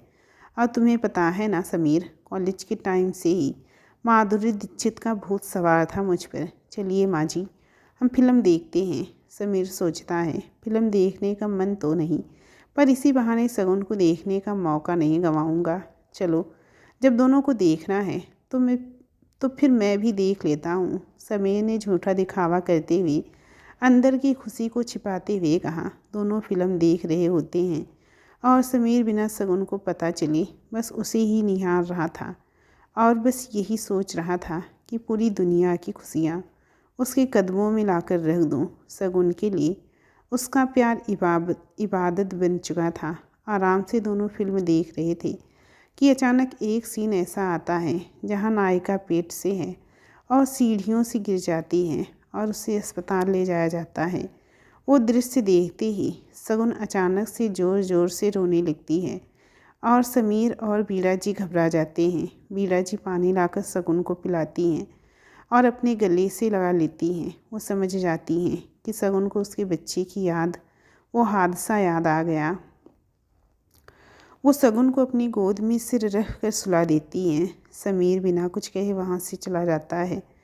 सगुन कभी बीड़ा जी की गोद में सो जाती है, उसे पता ही नहीं चलता। और कुछ देर बाद समीर नीचे आता है तो देखता है बीड़ा जी भी पलंग पर सिरहाने से सो गई हैं और वो दोनों को देख अपने कमरे में सोने चला जाता है। सुबह होते ही सगुन देखती है कि वो अब तक बीड़ा जी की गोद में ही सो रही थी। उसे अजीब लगा कि उसकी वजह से पूरी रात बीड़ा जी बैठे बैठे सहारे में सोई हैं। वो उठकर उन्हें सीधा लिटा देती है और सोचने लग जाती है कि आज उसकी माँ की कमी पूरी हो गई। बीड़ा जी के रूप में उसे माँ मिल गई है जो बिल्कुल सुनैना माँ की तरह ही है। अपने माता पिता को याद करके उसके जहन में वो बात याद आती है कि आखिर ऐसी क्या बात थी जो चाचा चाची छुपा रहे थे। थोड़ी देर में बीड़ा जी उठ जाती हैं और सगुन समीर और बीड़ा जी के लिए चाय बनाकर लाती हैं। अरे बेटा, मैं अभी बना लेती, तुमने क्यों तकलीफ़ की? बीड़ा जी सगुन से कहती हैं। आंटी, ये तकलीफ़ नहीं, एक बेटी का प्यार है जो अपनी माँ के लिए निकल रहा है। अगर आपको बुरा ना लगे तो मैं आज से आपको माँ कह सकती हूँ। सगुन ने बीड़ा जी के पैर छूते हुए कहा। अरे बेटा, इसमें पूछने वाली क्या बात है? तुम बेशक मुझे माँ कहो, बल्कि मुझे तो खुशी होगी। आखिर बेटी की कमी थी जो भगवान ने तुम्हें देकर वो कमी भी पूरी कर दी। समीर दोनों को दूर से देख रहा था और खुश था बहुत कि सगुन ने रात की बात को भूलकर सुबह की नई शुरुआत से सकारात्मक रहते हुए नई पहल की है। बस बेटी क्या मिली, आप तो मुझे भूल ही जाओगी, ऐसा लग रहा है मुझे। समीर ने मुंह बनाते हुए दोनों को छेड़ते हुए कहा। माँ, आपको जलने की बदबू नहीं आई? सगुन ने हंसते हुए कहा और तीनों हंसने लग जाते हैं। समीर, मुझे तुमसे कुछ बात करनी है, जब फ्री हो जाओ तब बताना, मुझे तुम्हारी सलाह की बहुत आवश्यकता है। कहो सगुन, मैं फ्री हूँ हमेशा तुम्हारे लिए। ऐसा कभी मत सोचना, हमारी दोस्ती में पूछने की फॉर्मेलिटी नहीं होनी चाहिए। तुम कभी भी मुझसे मदद हो या कोई भी काम बिना झिझक कह सकती हो। मुझे अपने माता पिता का घर चाहिए समीर। अगर चाचा चाची सच में प्यार से रहते तो मैं कभी नहीं अपना हक मांगती, लेकिन मुझे बर्बाद करने में आधा हाथ उन लोगों का भी है। तुम कैसे इतना यकीन से कह सकती हो सगुन? हो सकता है तुम्हारा वहम हो ये। उन्होंने थोड़ी सोचा होगा संजय और उसकी माँ ऐसे निकलेंगी। नहीं समीर, शक के आधार पर नहीं कह रही हूँ, मुझे पूरा यकीन है, क्योंकि जब मम्मी पापा का देहांत हुआ उसके 10 दिन बाद रिश्तेदारों की जाते ही चाचा चाची के तेवर ही बदल गए। उनका मेरे साथ ऐसा जो व्यवहार पहले था जब माँ पापा जी जिंदा थे, वो तो गायब ही हो गया और घर में रहने आए जब से मुझे वहाँ के नौकरों से भी बुरा बर्ताव करने लगे। इसके अलावा मेरी शादी की इतनी जल्दी थी इनको कि इतने अच्छे रिश्ते थे तो भी जानबूझकर मेरी शादी संजय जैसे शराबी और कम पढ़े लिखे लड़के से करवाई ताकि वो मेरे पापा की संपत्ति पर अपना हक कर सके। और तो और एक बार घर पर वकील को भी बुलाया मैंने। मैंने उनकी कुछ बातें सुन ली थी। पापा के वसीयतनामे पर लिखा हुआ था कि सारी जायदाद का मालिक शगुन का होने वाला बच्चा होगा। तब से वो मेरे साथ ये दुर्व्यवहार कर रहे हैं और शादी के समय मैंने भागने की कोशिश की थी तो मुझे धमका कर ऐसे व्यक्ति के साथ बांधा जो आगे जाकर इनके मार्ग में रोड़ा न बन पाए। और समीर, तुम्हें एक बात और बतानी है। चाचा चाची पता नहीं किस राज की बात कर रहे थे कि किसी को पता ना लगे कि ये काम हमने किया है। अपने दोनों के अलावा, क्योंकि दीवारों के भी कान होते हैं। आखिर क्या राज है जो मुझसे छिपाना चाहते हैं? शगुन ने सारी बातें समीर को बताई। शगुन, एक बात कहूँ तुमसे, शक तो मुझे भी हुआ था जब मैं विदेश से लौटकर सीधा तुम्हारे घर गया था। वहाँ मुझसे उन लोगों ने बात भी नहीं की और निकाल दिया, ना ही तुम्हारे बारे में कुछ बताया। और मुझे तभी ये शक हो गया कि कुछ तो बुरा हुआ है तुम्हारे साथ, जिससे इन लोगों ने तुम्हारे माता पिता की बरसी का भी इंतज़ार नहीं किया और तुम्हारी शादी कर दी। और जब संजय को देखा तो पूरी तरह से वो शक यकीन में बदल गया कि इन सब ने मिलकर तुम्हारी ज़िंदगी ख़राब कर दी है। मैं तुम्हारे साथ इस लड़ाई में भी खड़ा हूँ शगुन। कल ही हम अपने वकील को भेजते हैं तुम्हारे चाचा चाची के घर, क्योंकि उनकी बेटी के रहते हुए उस घर में कोई नहीं रह सकता है। समीर ने शगुन का हाथ पकड़कर तसल्ली बंधाते हुए कहा, ठीक है समीर, कल से अपनी ज़िंदगी की नई शुरुआत करने जा रही हूँ। नौकरी के साथ साथ मैंने अपनी पढ़ाई भी जारी कर दी है और आईएएस बनने का मेरे पापा ने जो सपना देखा था उसे हर हाल में पूरा करना है और चाचा चाची से अपने हक की लड़ाई भी लड़नी है। अब कल से नई शुरुआत होगी मेरे सफ़र की, लेकिन पहले जैसी डरने वाली शगुन नहीं। अब एक नई ऊर्जा और पक्के इरादों वाली शगुन होगी। जिन लोगों ने मुझे मनहूस कहा, उनके मनहूसियत भरे दिन लाना बाकी है। अब एक आत्मविश्वास के साथ शगुन ने समीर से कहा और समीर के चेहरे पर मुस्कान थी। अगली सुबह समीर से पहले तैयार होकर शगुन नीचे आ जाती है। आखिर ऑफिस का पहला दिन जो था तो उसकी खुशी उसके चेहरे पर साफ दिख रही थी। लाल रंग का सूट, खुले बाल, आत्मविश्वास और सुंदर बड़ी बड़ी आँखें। समीर तो देखते ही वहीं रुक गया जैसे कुछ सोच रहा हो। तभी शगुन ने चुटकी बजाई, समीर बाबू, ऑफिस चलने का इरादा है भी या नहीं? आखिर किस सोच में पड़े हो? जल्दी तैयार हो जाओ, मुझे पहले दिन लेट नहीं होना है।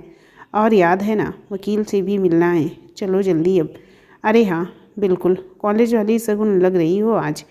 वही लुक, वही आत्मविश्वास, वही खुशनुमा चेहरा। एक वादा करो मुझसे शगुन, चाहे कुछ भी हो जाए, अपने चेहरे पर यही आत्मविश्वास और हिम्मत रखोगी हमेशा। मुझे पहले वाली शगुन को ही देखना है अब हमेशा। मैं वादा करती हूँ समीर, चाहे कोई भी मुश्किल आएगी, अब डर कर हार नहीं मानेगी ये शगुन। और अब तो जब कलेक्टर बनूंगी तो हौसला और हिम्मत तो पहले होनी चाहिए। तो अभी से रिहर्सल करना शुरू कर दिया मैंने, हंसते हुए शगुन ने कहा। ये हुई ना बात, अब लग रही है कलेक्टर साहिबा जैसी वालों बात। अब चले मैडम, लेट मैं कर रहा हूँ या तुम? अच्छा रुको 2 मिनट। शगुन बीड़ा जी को आवाज़ लगाती है, माँ जल्दी आओ। उधर से बीड़ा जी पहले ही दही गुड़ लेकर आती हैं अपनी बेटी के पहले दिन का शगुन करने के लिए। माँ, आज मेरा ऑफिस का पहला दिन है, आशीर्वाद दीजिए मुझे, शगुन ने बीड़ा जी से कहा। मेरा आशीर्वाद और दुआएं दोनों मेरी बेटी के साथ हैं, इसीलिए दही गुड़ से अपने जीवन के नए सफ़र की शुरुआत करो। कहते हुए बीड़ा जी शगुन को दही गुड़ खिलाती हैं और शगुन की आंखों में प्रेम और खुशी के आंसू छलक जाते हैं। वो बीड़ा जी के गले लगकर ऑफिस के लिए निकलकर रवाना हो जाती है। ऑफिस का पहला दिन, और शगुन को खुशी भी थी और घबराहट भी, पर वहाँ जाकर सारे सहकर्मी उसके दोस्त बन गए। उसे लगा ही नहीं कि ऑफिस में उसका पहला दिन है और समीर भी साथ था, तो एक हिम्मत तो पहले से आ गई थी। लंच होते ही वो समीर के कैबिन में जाती हैं। बात हुई वकील से तुम्हारी? कब जाना है घर पर? आज शाम को ऑफिस से छूटते ही हम अपने वकील के साथ तुम्हारे घर चल रहे हैं, बस जल्दी ही।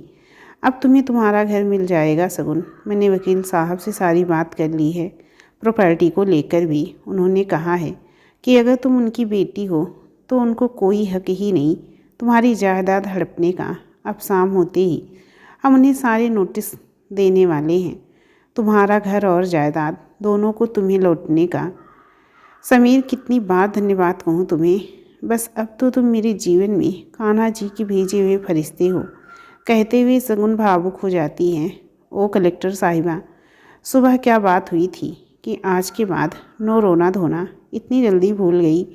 शायद तुम लड़कियों को रोने के अलावा कुछ आता ही नहीं। समीर ने सगुन को हंसाने के लिए व्यंग किया। हाँ हाँ ठीक है, अब से नहीं रोना धोना और ना ही कोई धन्यवाद देना है। दोस्ती में नो सॉरी नो धन्यवाद। हंसते हुए सगुन अपने कैबिन में चली जाती है। शाम को समीर और सगुन अपने वकील को लेकर अपने चाचा के घर जाती है।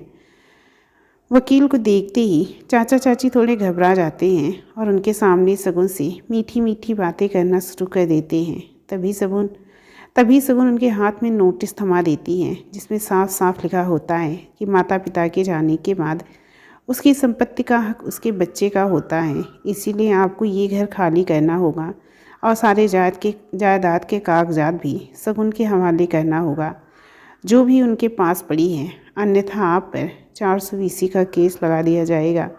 पहले तो दोनों थोड़ी देर नाटक करते हैं, लेकिन जब वकील कोर्ट जाने की धमकी देता है तो दोनों डर के मान जाते हैं। दोनों को सबसे बड़ा डर उस राज के खुल जाने का होता है जो वो सगुन और दुनिया से छिपा रहे थे। सगुन दीदी, कितने दिनों बाद आई हैं आप, कहते हुए चाचा के दोनों लड़के उनके गले लग जाते हैं। दोनों ट्यूशन पढ़कर आए थे। सगुन के चाचा के दोनों बेटों से सगुन की खूब बनती थी। ज़्यादा उम्र भी नहीं थी। रोहन जो बड़ा बेटा था वो 10वीं और राहुल छोटा बेटा जो 8वीं में पढ़ता था। दोनों ही छोटे थे, अभी माता पिता के लालच से अनजान भी थे, पर सगुन दीदी से बहुत प्यार करते थे। सगुन भी हमेशा से उनको राखी बांधती आई थी, इसीलिए उनको अपने सगे भाई सा ही मानती थी। लेकिन अब वो किसी भी हाल में पिघलना नहीं चाहती थी। जैसे ही वकील ने घर खाली करने को कहा, चाचा चाची ने 1 हफ्ते की मोहलत मांगी ताकि वो घर का सामान दूसरे घर में शिफ्ट कर सकें जिसमें वो पहले रहते थे। सगुन ने अपने भाइयों को देखते हुए हाँ कह दी और बाकी सारे कागज़ लेकर जैसे ही वो बाहर निकलती है, उससे उनका पुराना ड्राइवर हरी उनके घर आते दिखाई देता है। सगुन हरी को देखकर समीर को कहती है कि जिस दिन मम्मी पापा का एक्सीडेंट हुआ था तब यही गाड़ी चला रहा था, तो फिर ये कैसे बच गया? मुझे तो बताया गया था कि वो खाई में गिर गया। पुलिस उसकी लाश भी नहीं ढूंढ पाई और मम्मी पापा की बॉडी सड़क पर पड़ी मिली थी। तुम्हें ठीक से याद है सगुन, ये वही ड्राइवर है जो उस दिन अंकल आंटी के साथ था।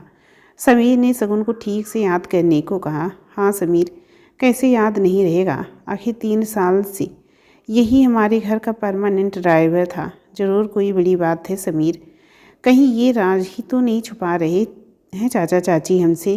पता करना होगा समीर। सगुन ने समीर को उसका पीछा करने को कहा, क्योंकि उसको पता था कि हरी उसे जानता है और उसे देखते ही भाग जाएगा और फिर वो पता नहीं लगा पाएगी कि क्या राज है जो मुझसे छिपाया जा रहा है। समीर उस ड्राइवर का पीछा करता है। वो देखता है वो तो सगुन के घर ही जा रहा होता है। समीर सगुन को फ़ोन करता है कि ये तुम्हारे घर के अंदर ही गया है, जल्दी से यहाँ आओ।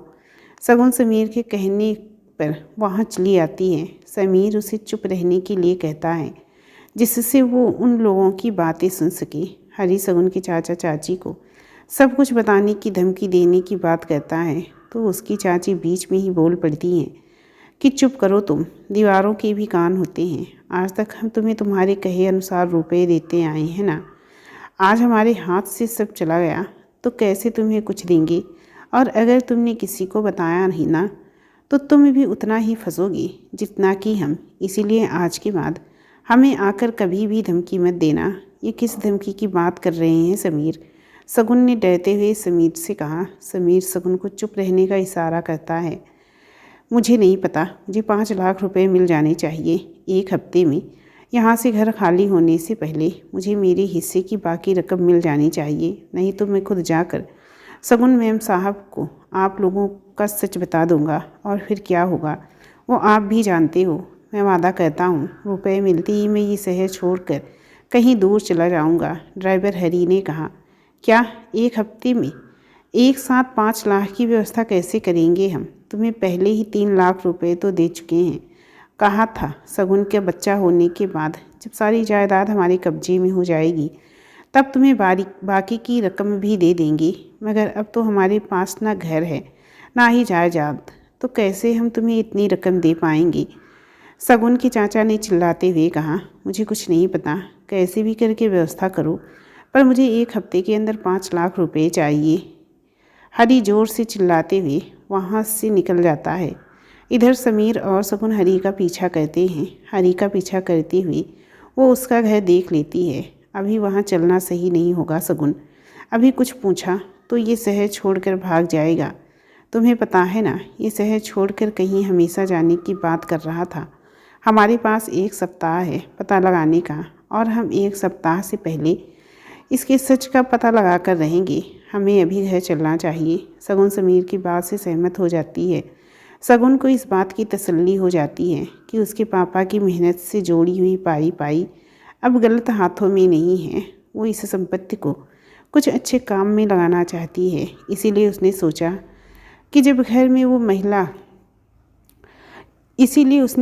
कि उस घर में वो महिला लघु उद्योग का काम शुरू करवा देगी, ताकि हर महिला अपने पैरों पर खड़ी हो सके। यही सोचते सोचते वो सो जाती है।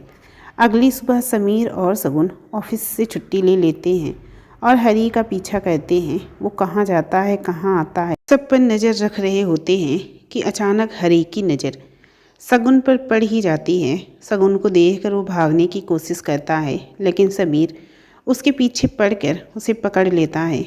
जितने में हरी डरते हुए कहता है, हमने कुछ नहीं किया मेम साहब, ये सब आपके चाचा के कहने पर हुआ। क्या हुआ? शगुन ने चौंकते हुए कहा। हरी समझ जाता है शगुन को कुछ नहीं पता है और वो बात पलटने की कोशिश करता है। कुछ नहीं, कुछ भी तो नहीं, हम भी क्या क्या बोल देते हैं। हरी ने झूठी मुस्कान से कहा, नहीं हरी, तुम तो मर चुके थे ना दुनिया की नज़र में, तो अभी मेरे सामने हो तो कुछ राज तो तुम छुपा ही रहे हो, और अब तुम नहीं बताओगे तो पुलिस पता करेगी इस राज से। शगुन ने हरी को डराते हुए कहा, बताता हूँ, पर इसमें मेरी कोई गलती नहीं है। मैं पैसों के लालच में आ गया था और मैंने तुम्हारे चाचा की बातों में आकर उस दिन तुम्हारे मम्मी पापा की गाड़ी की ब्रेक फेल कर दी थी। मैं तो मौका देखते ही कार से कूद गया था और ब्रेक फेल हो जाने के कारण कार अनियंत्रित हो गई और सीधे सामने से आ रही ट्रक से टकरा गई, और उसी समय राजू और सुनैना मैम ने ऑन स्पॉट ही दम तोड़ दिया। कहते कहते हरी के पश्चाताप के आंसू निकल आते हैं। मगर अब मैं खुद पुलिस के पास जाकर सब सच बताऊंगा। शायद एक बेकसूर परिवार की हाय लग गई मुझे। मेरा बेटा कैंसर की आखिरी स्टेज पर है और डॉक्टर्स ने भी उम्मीद छोड़ दी है। यहाँ की यही भुगत लूँ तो अच्छा है, वरना पूरी ज़िंदगी इसी हाय में जीना पड़ेगा। हो सके तो मुझे माफ़ कर देना शगुन बिटिया। मैंने तुमसे तुम्हारे माता पिता छीने और भगवान मुझसे मेरा बेटा छीन रहा है। बस यही कर्मों का लेखा जोखा है। मैं पुलिस को अपना बयान देने को तैयार हूँ। उधर शगुन को अभी भी विश्वास नहीं हो रहा था कि पैसों के लालच में चाचा चाची इतना गिर सकते हैं कि अपने ही भाई भाभी की हत्या का षड्यंत्र रच सकते हैं। शगुन स्तब्ध खड़ी थी। उसकी आंखों से आंसू बह रहे थे कि उसके माता पिता सामान्य मौत नहीं मरे, बल्कि जानबूझकर मरवाए गए, वो भी चंद दौलत के लालच में। आज तक पापा ने वैसे भी हर कदम पर चाचा की मदद की थी, फिर भी एक बार भी नहीं सोचा उन्होंने। मन में इतनी नफरत पाल रखी थी अपने भाई के लिए। शगुन बस रोए ही जा रही थी। समीर शगुन को गले लगा लेता है। आज तो वो भी सोचता है कि खुलकर रोने देता हूँ इसे, नहीं तो इस दर्द से शायद निकल नहीं पाएगी। बाकी तो इसने सहन कर ही ली थी, पर अपनों को खोने का गम नहीं कर पाएगी। थोड़ी देर बाद शगुन और समीर हरी को पुलिस के पास ले जाकर उसका बयान दिलवाते हैं। वहीं हरी पर पुलिस को आत्मसमर्पण कर देता है और शगुन से एक बार फिर माफ़ी मांगता है कि हो सके तो उसे माफ़ कर देना। जब भगवान ने ही इतनी बड़ी सज़ा दे दी है तो तुम माफ़ी तो दे ही सकती हो शगुन। कहते हुए हरी शगुन के पैर में गिरकर गिड़गिड़ाने लगता है। शायद मेरा इतना बड़ा दिल नहीं कि मैं आपको माफ़ कर पाऊँ हरी काका। पता है आपको भी दिल से अपना माना था मैंने, और मेरे मम्मी पापा ने, लेकिन बदले में आपने तो मुझसे मेरे होने की वजह ही छीन ली। शायद आपको कभी माफ़ नहीं कर पाऊँगी, पर एक वादा ज़रूर करूँगी इंसानियत के नाते, कि आपके बेटे के इलाज की जिम्मेदारी मेरी होगी, क्योंकि सच बोलकर आपने मेरे मम्मी पापा को इंसाफ दिलाने में मेरी मदद की है। और पापा कहते थे, मदद करने के लिए हमेशा आगे आना चाहिए। अगर हमें ईश्वर ने सक्षम बनाया है तो इसीलिए आपके बेटे के इलाज में जो खर्चा आएगा उसकी जिम्मेदारी मैं लेती हूँ, कहती हुई सगुन वहाँ से चली जाती है। और हरी खड़ा खड़ा बस हाथ जोड़े उसे देखता रहता है, शायद यही सोचकर कि हंसते खेलते परिवार की खुशियाँ बर्बाद करने में उसका भी हाथ है। रोहन और राहुल, तुम दोनों नहीं जाओगे। तुम्हें भी सच्चाई का पता होने का पूरा अधिकार है। तुम दोनों यहीं रहकर पूरी बात को समझना, वरना ये नफ़रत कभी ख़त्म नहीं होगी। तुम्हें भी हमेशा यही लगेगा कि सगुन दीदी ने हमसे हमारे माता पिता को छीना है, और शायद यही नफ़रत आगे कोई गुनाह का रूप नहीं बन जाए। मैं अपने भाइयों के दिल में कभी नफ़रत के बीज नहीं पनपने दूंगी, कहते हुए रोहन और राहुल को सगुन वहीं पर रोक लेती है। चाचा जी, चाची जी, आप अगर एक बार कहते ना तो पापा मम्मी जायदाद तो क्या, हंसी खुशी अपनी जान तक दे देते एक इशारे पर। फिर ये नफ़रत क्यों पाली आपने, सिर्फ संपत्ति के लिए? अरे मम्मी पापा तो आपको छोटे बहन भाई जैसा प्यार देती थी। चाची और पापा आपको बड़े भाई बेटे के जैसा मानते थे, मगर आप एक इशारा भी करते तो मैं खुशी खुशी अपने दोनों भाइयों को पूरी जायदाद का मालिक बनवा देती। कभी आपको अलग या छोटा समझा ही नहीं पापा ने, तो क्यों उनकी हत्या की साजिश रची आप दोनों ने? हत्या? चाचा अनजान होकर कहते हैं। अब बनिए मत चाचा, हमारे ड्राइवर हरी ने खुद को पुलिस के हवाले कर दिया है और सारा सच कह दिया है। अगर जरा सी भी इंसानियत जिंदा है तो आप भी अपने बच्चों के लिए सच बता दीजिए और अपने गुनाह को स्वीकार कर लीजिए। सगुन ने रोते रोते दोनों से कहा, हमें माफ़ कर दो सगुन, दौलत के नशे में हम इतना अंधे हो गए कि हमने अपने ही देवता समान भाई भाभी की जान ले ली, और तुम्हारे साथ भी बहुत बड़ा अन्याय किया जो एक शराबी के हाथों तुम्हें सौंप दिया। शायद भगवान हमें कभी माफ़ नहीं करेगा। हम अपना गुनाह कबूल करते हैं इंस्पेक्टर साहब, अब जो सज़ा हमें मिलेगी वो मंजूर है हमें।